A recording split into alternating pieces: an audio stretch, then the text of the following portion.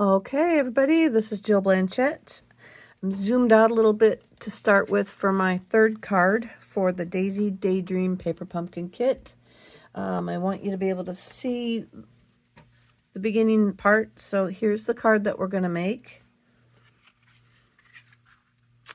And so I want you to see the cutting. And then I will zoom back in when I get to the rest of it. So this one is going to use the extra flowers from the kit, that the card that we made in the second video. We're going to use the leftover pieces, so we're going to use the leftover flowers and a bee that we didn't use before. So let's get going and I will show you what I'm doing. So I am starting with an 8.5 by 11 piece of crushed curry. I'm going to bring in my trimmer, and we want to, let me open it up and show you. We want to cut out 1 square of it. So we're going to come in here at 5.5, and we're going to cut to 4 1/4. Then we're going to score the rest of the way. Then we're going to turn it and line it up at half at 4 1/4. And we're going to, oh, you can't see the whole thing, but we're going to score the whole thing across. Then I'm just going to bring my cutting blade back in to 5.5, and cut the rest of the way up. And then this piece should cut out. And we are left with our card frame. Oh, I take that back, you guys. Let's cut this piece here just a little smidge shorter. So we should do like an extra, like 1/16 of an inch, or not even quite 1/16 of an inch, and cut that to our 5.5. That will allow the fold, let me trim that off. That's going to allow the fold to not get impeded by the fold up at the other mark. Let me show you. So if we're going to burnish on our folds, that little extra there is going to allow for this piece to close down and everything be flat. All right? But what we want to do next is we're going to cut this piece out, and then after we cut it, we're going to emboss it. All right? So I just grabbed one of my deckled rectangles. You can cut it with your trimmer. You can cut it with an X-Acto knife or craft hobby knife. You could do whatever you want to do to cut that out. The only thing you need to keep in mind is that the piece you have left over, I cut down to 4 inches by 3 inches. So we have a 4 1/4 by 3 1/4 inch Mossy Meadow base that we want to show through our window. I'm just going to set that here and show you. So our hole, we want to make sure, is going to allow our whole piece to like show through, that we're not going to have any edges that are off. So I'm going to put this down on here.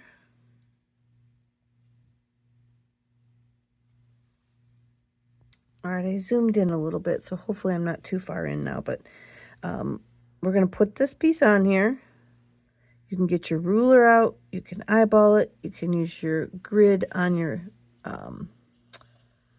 mat here. So we'll line this up. Let's see, I got 1, 2, 3 little lines. 1, 2. So that looks pretty good.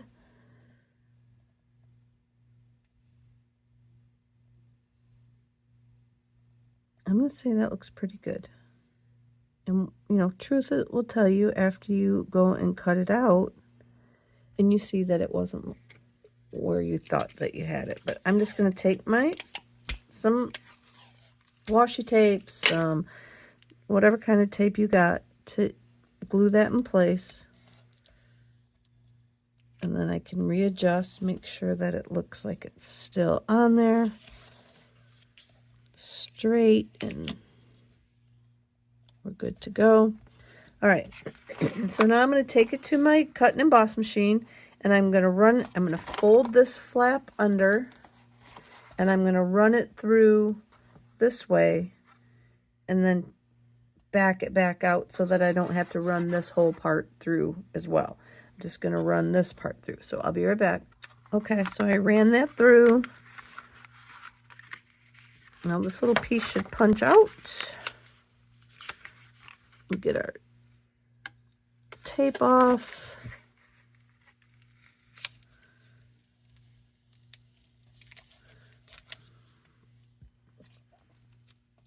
My wall safe tape. Didn't say it was paper safe tape.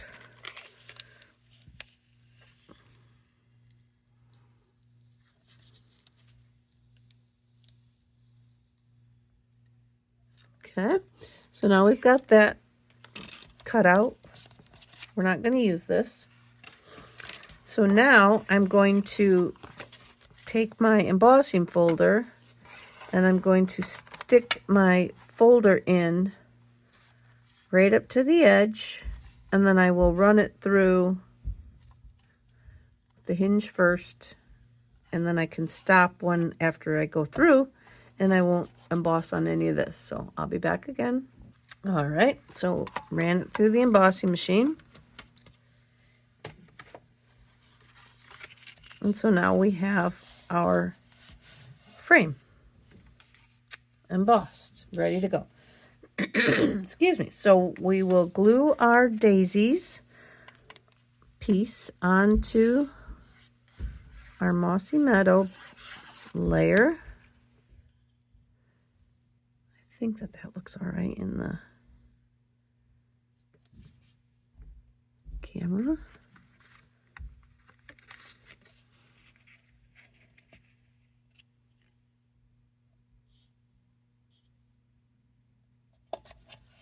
Okay. Then I'm going to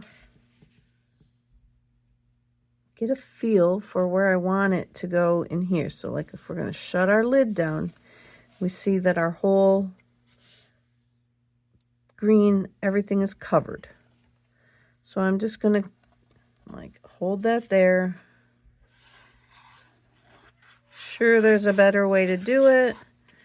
This is going to work for me. And then I'll lift this side up. Glue it down.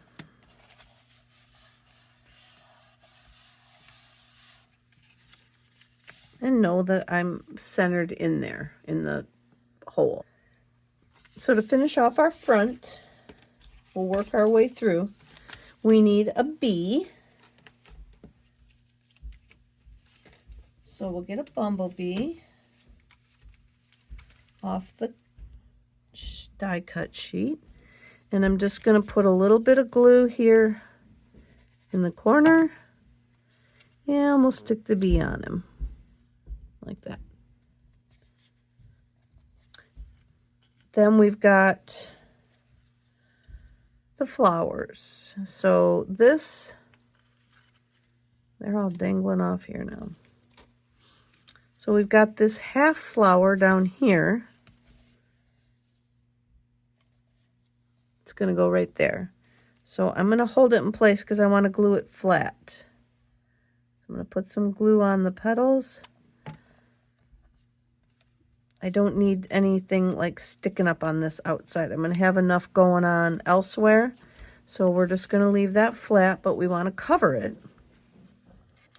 Then when we open it, we'll have the big flower here, and then we're just going to pop it up. Pop up our, and you can put as many, you know, as much dimension on it as you want to have it pop up on there. I'll put a couple on this. And then we're just going to stick that on there like that.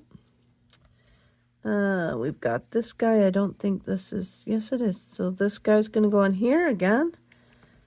Pop it up.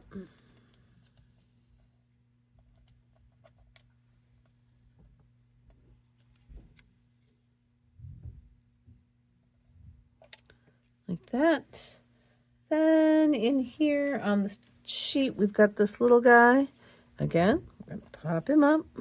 Oh, we need to cut the dimensional down for this one. Lord almighty, it sounds like my house is caving in on me.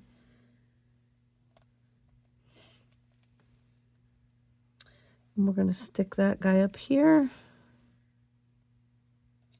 Like that. Then that will finish this side. Then we're going to open to the inside. Can't really see it very well. But I have another piece of Mossy Meadow, 4 1/4, not 4 1/4, 5 1/4 by 4. I'm going to glue that to the inside.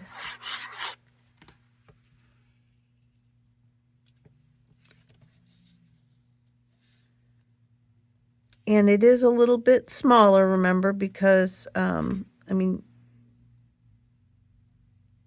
I actually, let me measure it. I may have went down on the 8th because, remember, yes, I did.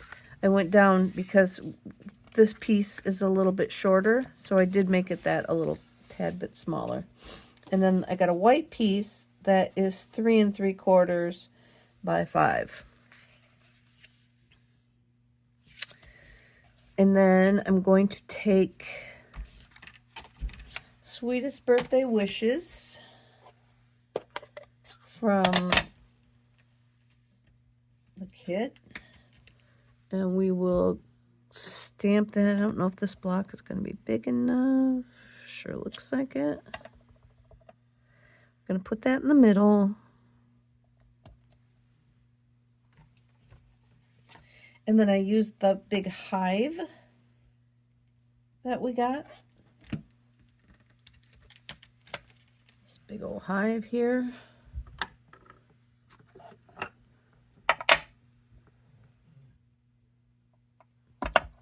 And I used crushed curry. And I'm just going to stamp that down in the corner. This is where I picked up that green before. I'm just going to stamp this down in the corner, like so. And we have one flower left that we didn't use on the other card because it kind of got cut off. So we can take this flower and stick that down here in our little hive area that we just stamped, and we'll just glue that on with a little bit of dimensional to kind of give some extra depth in there. And I did notice the flower centers. The flowers might look different if you turn them and look for eyeball, like if your center, if you like it up or down, that might look different to you. We're just going to glue that on there. And then I'll glue it to the inside. Right here.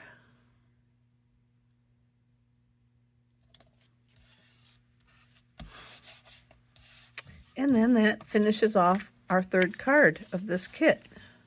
You can burnish on these folds a little bit if you want to see if you can get that piece to lay a little more flat. But there is a lot going on with the thicknesses and the dimensionals that might not let that lay really flat. So there you go. There's our third card for this kit. And hang on, I'll have one more.